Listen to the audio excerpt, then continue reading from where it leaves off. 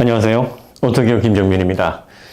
전기차 여러분들 구입하실 때 절대 서두르지 마시고, 다시 한번 말씀드립니다만 비싼 전기차 구입하시는 거 신중하셔야 됩니다. 구입하지 마십시오 이렇게 얘기하면 너무나 주제넘으니까 그나마 저희가 단어 선택을 하는 게 많이 생각하시고 또 많이 신중하셔야 됩니다. 그리고 내가 신중하게 선택을 했는데 이 전기차 가격 떨어지면 어떡하지? 얼마 가지 않아서 큰 폭으로 재산상의 손실이 오면 어떡하지? 배터리 가격이 크게 내려간다는데, 이런 경제적인 측면에서 걱정을 많이 하시는 분들은 반드시 2025년까지 지켜보셔야 됩니다. 이렇게 말씀드리면 죽을 때까지 못 살걸? 무슨 의미인지 아시잖아요. 제가 말씀드리는 게 어떤 의미인지 뻔히 아시면서 반대를 위한 반대하지 마시고, 왜 이런 말씀을 드리는지 그 본질을 잘 고려해서 결과적으로 선택하는데 후회를 좀 덜 하셔야 되니까. 8천만 원, 9천만 원, 1억 이런 전기차들이요, 지금 어떤 형태의 전기차인지를 한번 잘 보시면 내연 자동차에서 전기 모터와 그리고 또 그 전기 모터를 제어하는 전기전자 제어가 과도기에 맞게 적용되어 있는 그야말로 이동수단의 범주에서 벗어나기 힘든 형태의 전기차입니다. 그런데 앞으로 이런 전기차는 궁극적인 목표가 아니에요. 제가 상상의 나래를 펴서 여러분들에게 이 전기차가 거주 공간으로서 가치가 높아지고 활용도가 이제 폭넓어지기 때문에 뭐 이런 전기차가 나오면 얼마나 좋을까요가 아니라 그런 전기차가 나옵니다. 예정이 돼 있어요. 여러분들이 지금 제가 관련해서 너무 많은 내용들을 확정적으로 말씀을 드리게 되면 뭐 저도 사전 약속에 대한 부분도 있고, 계획이라는 것은 또 앞으로 변경이 될 수 있는 소지도 있기 때문에 너무 확정적으로 말씀을 드리기는 어렵습니다만, 아니 그 좁은 차에서 뭐 거주 공간으로 활용한다고? 그게 말이나 돼? 잘 상상이 안 가는데? 야, 이게 뭐 스마트폰 시장하고 전기차 시장이 같아? 지금 이렇게 혼란스럽게 생각하면서 막 각자 갑론을박 하시잖아요. 그런데 그게 앞으로 2년 후, 늦어도 3년 후면 실질적으로 여러분들이 자동차를 선택하는데 그런 요소들을 이제 첫 번째 선택 포인트로 보시게 될 겁니다. 지금 과거와 달리 스마트폰 보실 때 멀티미디어 성능을 더 많이 보시고, 그리고 통신기기로서 그 이외의 확장성에 대해서 더 많이 고려하시듯이 전기차도 내연기관에서 이동수단으로 사용했던 그 선택 포인트에서 이제 완전히 달라집니다. 자동차에서 좀 더 많은 시간을 편안하게 보낼 수 있고 또 다양한 용도로 활용할 수 있는 그런 다목적 전기차에 관심을 이제 갖게 되실 거예요. 이렇게 얘기하면 뭐 다 밴 같은 형태로 획일화돼서 공간 활용 최대한 넓어지게 하는 그런 식빵 같은 그런 전기차여야 되느냐? 아닙니다. 세단이어도 SUV여도 지금의 엔진룸, 변속기가 차지하는 공간을 최대한 활용하고 또 이동수단에 맞춰진 시트 구조를 가변적으로 좀 더 앞으로 밀고 뒤로 당기는 방식으로 해서 실내 공간을 확보할 수 있고, 그리고 V2X라는 말 많이 들어보셨죠? V2 Everything. 모든 외부 장치와 통신 모듈과 연결이 되는 겁니다, 자동차가. 다시 말해서 네트워크에서 인터넷만 되는 게 아니라 페데스트리언, 또 인프라스트럭처, 비클 투 비클, 주변에 통신할 수 있는 모든 장치와 다 통신을 하게 된다는 얘기예요. 이게 무슨 얘기냐면 이제 커넥티드로서 그 중심의 허브로서의 자동차의 가치가 부각이 된다는 겁니다. 다시 말하면 개인의 디지털 허브, 그 중심이 되는 타고 다니는 그런 스마트폰으로 제2의 혁명이 열린다는 겁니다. 그러니까 이런 부분에 있어서 완벽하게 2세대로 진화된 전기차가 이제 딱 2년 정도 남았습니다. 열심히 지금 그 콘셉트를 개발하고 있고 마무리 작업하고 있고, 이걸 어떻게 대중화시키면서 안정적으로 소비자들에게 새로운 형태의 모빌리티를 선사할 수 있을 것인가라는 최종적인 당금질을 지금 하고 있어요. 그러니까 지금 1세대 전기차에 너무 많은 돈을 쓰시게 되면 여러분들이 어떻습니까? 몇 년 타지 못하고 그 가치가 크게 하락해버리는 그런 당황스러운 경험을 하실 수 있습니다. 그러면 내연차보다 더 진보된 전기차의 가치가 그만큼 떨어지면 내연차의 가치는 어떨까요? 더 떨어지는 겁니다. 필름 카메라가 처음에 디지털 카메라로 넘어갔을 때 뭐 필름 카메라 형태를 그대로 디자인을 비슷하게 만들어서 이미지 센서, 이미지 프로세서, 디지털 카메라의 특징만 접목했던 1세대 디지털 카메라들 어떻습니까? 뭐 하이엔드라는 이름으로도 나왔고 다양한 형태로 정말 값비싸게 나왔습니다만 몇 년 못 가서 그 가치가 다 바닥으로 무너졌죠. 자동차는 이런 디지털 제품보다 수명이 3배, 4배 길게는 합니다만 그렇지만 역시 비싼 수수를 밟게 될 겁니다. 특히나 배터리 가격이 큰 폭으로 떨어지고 있기 때문에 이 배터리 가격으로 인해서 여러분들이 결과적으로 전기차를 좀 더 저렴하게 구입할 수 있는 시대가 곧 열리게 됩니다. 지금은 배터리 가격이 많이 떨어진다고 해도 왜 바로 그게 피부에 와닿지 않냐면 제조사에서 보통 1년에서 1년 6개월치 먼저 배터리를 계약하고 선주문을 통해서 소재를 받습니다. 그러니까 배터리 가격이 떨어지게 되면 1년에서 1년 6개월 이후에 그 효과가 나타납니다. 그러면 지금부터 1년 후, 1년 6개월 후면 언제입니까? 2024년 말 혹은 2025년 초가 되겠네요. 그러면 서서히 그 효과가 나타나게 될 거고 그 이후부터는 급격하게 배터리가 빠르게 내려가서 전기차 가격에 반영이 될 겁니다. 그래서 지금 현재 고급형 전기차들 제조사들도요 수량 조절하는 거고 많이 판매해봤자 1년에 한 2, 3만 대 정도 이 이상을 기획하지 않습니다. 왜? 더 이상 이걸 수요 확대를 하기 위해서 뭐 배터리 수급도 문제지만 가격 변동이 너무나 커서 이걸로서 오는 브랜드의 타격, 브랜드의 신뢰도 하락 이런 것들도 무시할 수 없거든요. 제조사도 이걸 알고 있어요. 토요타 라브4나 코롤라 같은 경우는 1년에 막 100만 대씩 판매가 되는 그런 차들이거든요. 그럼 전기차가 앞으로 대중화가 되면 이런 전기차들이 그 자리를 메꾸게 돼서 막 50만 대, 100만 대 연 판매 대수를 기록을 할 텐데 이런 모델들이 가격이 지켜지지 않고 막 변동해서 몇 년 만에 배터리 가격의 인하로 인해서 판매 가격이 크게 내려간다고 하면 먼저 구입한 사람들은 다시는 그 브랜드에 대한 재구매를 고려하지 않을 만큼 신뢰성을 이제 잃어버리게 되니까 가격이 안정화가 되는 그 시점까지는 대량 판매되는 모델들을 제조사에서도 상당히 거리를 두고 기획을 해야 되는 게 맞습니다. 그런데 이제 초기 시장에서는 아무래도 수요를 예측하기도 힘들고 그리고 또 예측한다고 한들 소재 가격 하락, 규모의 경제 달성에 따른 전반적인 제작 단가의 하락으로 인해서 생기는 가격 인하에 따른 가치 하락 뭐 이런 것들 이번에 EV9처럼 과도하게 재고를 밀어내기 위해서 할인을 하게 되면 몇 개월 만에 뭐 1,500, 2,000, 뭐 많게는 2,500만 원 내 재산상의 손실이 일어난 것처럼 고객이 상대적으로 느끼는 박탈감 이런 것들이 초기 시장에서 굉장히 빈번하게 일어나기 때문에 비단 자동차뿐만이 아니라 이게 수순입니다. 디지털 카메라도 그랬고 또 스마트폰도 그랬고 그리고 또 전자업계에서 흔히 일어나는 현상이에요. 전자업계는 아무래도 기술 개혁에 따른 형식의 변화 그리고 또 기술 표준의 변화 이런 것들이 아날로그 시대에 비해서 굉장히 빠르게 진행이 되기 때문에 뭐 이런 시대적인 흐름을 자동차도 거스를 수가 없습니다. 그러니까 값비싸게 판매되는 현재 1세대의 어중간한 전기차에 여러분들이 절대 과도한 비용을 쓰시려고 하지 않으셨으면 하는 바람입니다.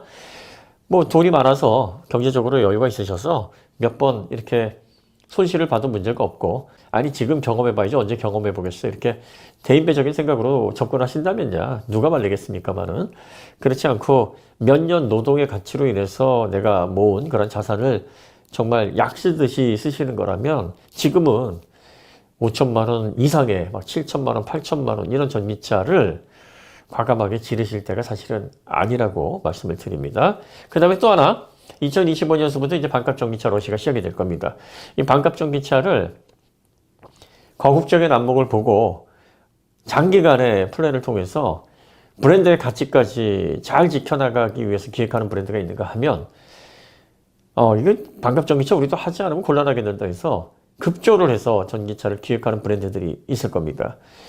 급조를 해서 전기차를 기획하는 브랜드들이 아무래도 좀 더 많을 겁니다. 그래서 여러분들이 반값 전기차 러시가 일어난다고 해도 신중하게 선택을 하셔야 됩니다. 가급적이면 3원계 배터리를 탑재한 용량이 좀 적더라도 이런 전기차에 접근을 하시면 좋고요.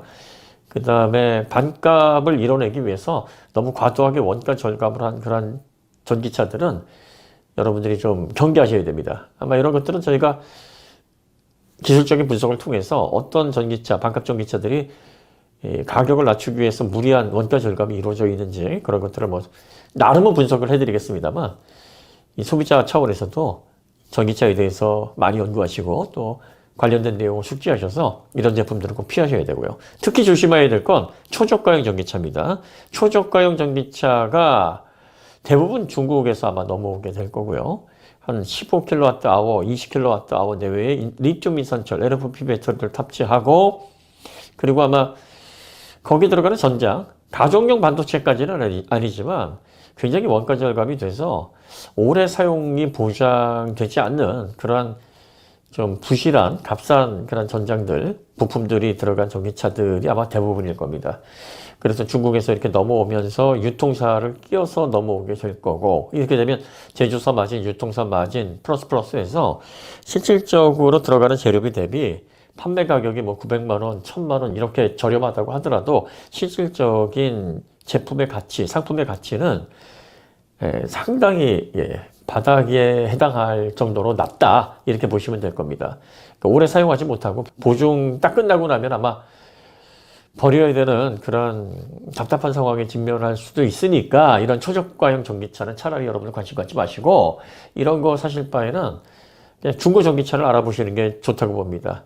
1세대 전기차 중에서 코나 EV, 니로 EV 주행거리가 좀 있더라도 이 전기차는 주행거리에 크게 구애를 좀 내연차만큼 안 받습니다. 전기차라고 해서 주행거리 많은 것도 괜찮다가 아니라 내연차에 비해서는 그래도 좀 덜 받습니다. 여전히 뭐 서스펜션이라든지 차대라든지 이런 부분에서의 노후화는 전기차도 피해갈 수는 없으나 파워트레인 그리고 또 배터리 부분에 있어서의 열화 이런 것들은 내연차 대비 그래도 좀 덜 걱정이 될 만한 부분이고 또 코나 같은 경우에는 이제 리콜을 받아서 배터리를 교체를 했을 경우에 이 배터리 수명이 더 확보가 되니까 이런 전기차를 구입하시는 것도 괜찮은 방법이시지 않을까 싶습니다. 그 다음에 3원계 배터리가 탑재된 초경 전기차 중에서 소울 EV도 있고요. 뭐 찾아보면 여러 종이 있습니다. 심지어는 1세대 아이오닉을 구입하시는 것도 요거 1000만 원 이하의 구입도 가능하시거든요, 지금. 중국에서 넘어오는 저가형 전기차, 이런 전기차 구입하시는 것보다 제가 볼 때는 100배, 1000배 더 낫습니다.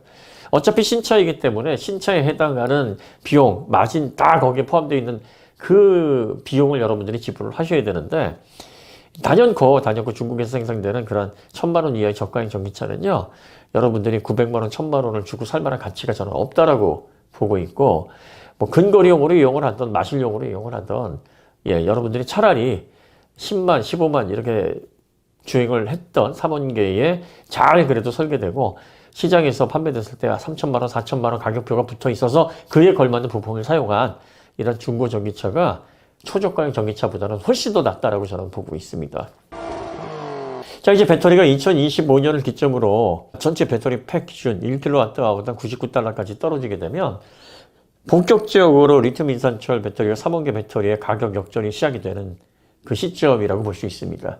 그러면 급격하게 제조사들의 LFP 전기차의 전략이 3원계 쪽으로 또 전환이 될 수 있습니다. 시장 상황은 가봐야 알겠습니다만 가격이라는 게 시장을 좌우하는 가장 큰 그런 핵심 포인트고 변수이기 때문에 3원계가 대중화를 더 이루고 규모의 경제에서 가격을 크게 낮추고 공급만 원활해진다 그러면 구태여 겨울철에 크게 주행거리 떨어지고 그리고 SOC 예측 제어도 힘드는 제조사 입장에서 소비자들에게 품질을 어필하기 힘든 이 리튬이산철 구태여 탑재할 이유가 없습니다. 지금은 3원계 대비 공급이 원활하고 가격적인 이점이 있으니까 어쨌든 반값 전기차를 만들어내기 좋은 컨셉이라서 지금 일단 주문을 해놓고 지금 물량을 확보해 놓지 않으면 1년 후, 1년 6개월 후로 제품을 출시를 할 수가 없습니다. 그러니까 지금 뭐 각 브랜드가 반값 전기차를 개발하는데 리튬 이산철을 계약을 했다.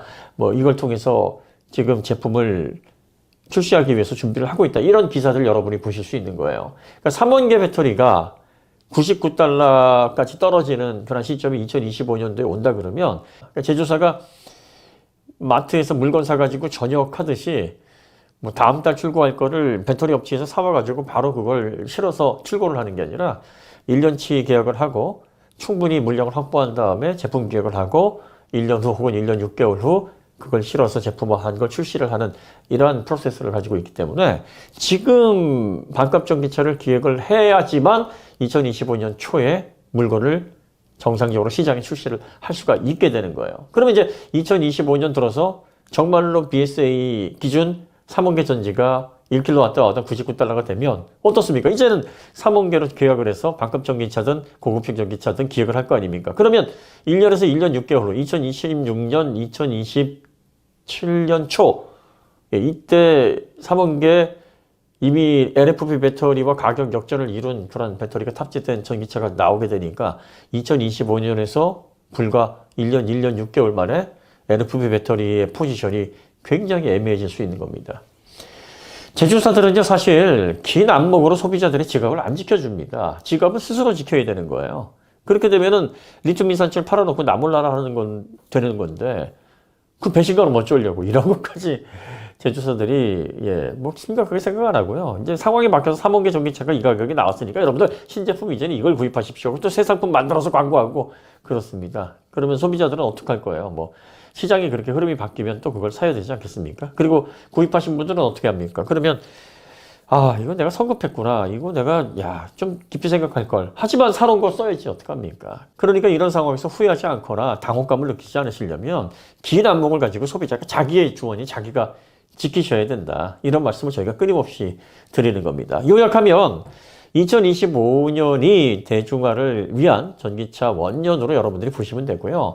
3원계 배터리가 1kWh당 BSA 구성하는데 99달러까지 떨어지면 더 이상 리튬 인산철 전지를 제조사에서 도입하려고 하지 않을 겁니다. 왜? 가격적으로 이제 역전이 되고 밀도당 이제 프라이스 완전히 3원계가 LFP를 능가하게 되는 이 시점에서 LFP의 그 성능적인 단점, 그걸로 인한 품질 저하, 이걸 떠안을 이유가 뭐가 있어요? 가격 차이도 안 난다 그러면 상대적으로 성능이 열등한 걸 통해서 왜 자사의 상품을 깎아먹습니까? 그럴 이유가 전혀 없게 되는 거예요. 그러면 2025년도부터 그런 가격이 적용이 돼서 제조사에서 계약을 하게 되면 2026년이면 시장에 등장을 합니다. 3원계에서 가격 낮아진 그 배터리 팩으로 기획된 반값 전기차든 더 가격이 낮아진 미들레인지급 고급형 전기차, 그러면서 상품성이 더 좋아진 전기차가 등장을 하게 됩니다.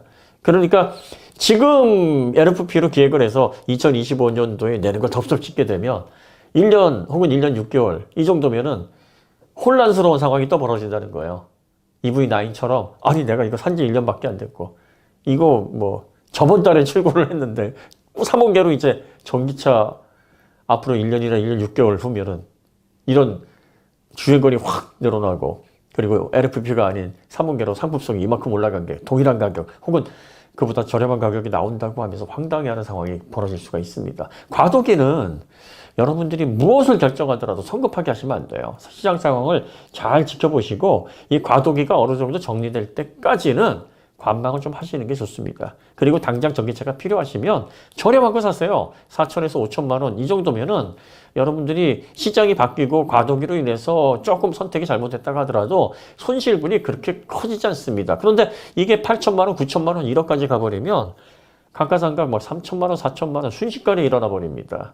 그러면 일반 소비자분들이 3천만 원, 막 4천만 원 알짜 돈 모아가지고 통장에 쌓아놓으려면 시간이 얼마나 걸립니까? 뭐 주식이나 뭐 이런 걸로 해가지고 막 뻥튀기 하는 거 말고요. 정상적인 노동으로 그렇게 하기에는 상당히 버거운 금액이지 않습니까? 네. 그래서 항상 이 과도기에는 큰 돈 쓰는 거 아니다. 그리고 전기차 이렇게 하다간 죽기 전까지 못 산다 이 개념이 아니고 이제 2025년도에 배터리 가격 안정화되고 2026년도에 본격적으로 3원계 배터리가 탑재된 가성비가 뛰어난 반값 전기차든 고급형 전기차든 시장에 나와서 이제 가격이 점점 내려가면서 안정화가 되면 2027년, 2028년 이 정도 되면 이제 뭐 가격 떨어지는 거 이제 생각하지 않고 이지대 전기차 내 취향에 맞는 거 그냥 구입해서 쓰면 되겠구나라는 시점이 도래합니다. 그러니까 본격적으로 어떤 전기차를 구입해야 되는지에 대한 심각한 고려는 여러분들이 2025년 이후에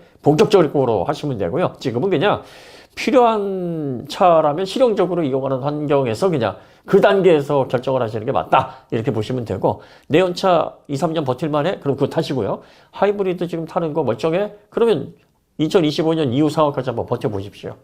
당장 지금 뭐 구입하셔가지고 야 내가 내 생에 이런 거 맛보는구나.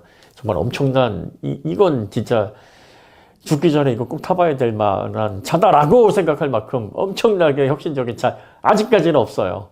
아직까지는. 예. 뭐 사이버 트럭은 좀 기대가 되긴 하는데 이거 뭐 풀려야 말이지. 이거 뭐 언제 대중화해서 언제 나온다는 얘기예요. 그러니까 좀 긴 호흡으로 여유를 가지고 보십시오. 예. 당장 여러분들의 그 귀한 쌈짓돈 뺏어서 내 돈을 가져갈 만큼의 그런 충격적인 혁신을 가지고서 소비자들의 눈을 동그랗게 만들어주는 전기차는 아직 없다. 뭐 그런 전기차도 없는 상황에서 왜 내 돈을 내 소중한 나의 자산을 가져가십시오라고 해서 갖다 제조사에게 그걸 바칠 필요가 있겠느냐. 네, 그 말씀 한번 거듭 드려봅니다. 오늘 이야기 여기서 마치도록 하고요. 다음에 더 좋은 콘텐츠로 찾아뵙겠습니다. 감사합니다.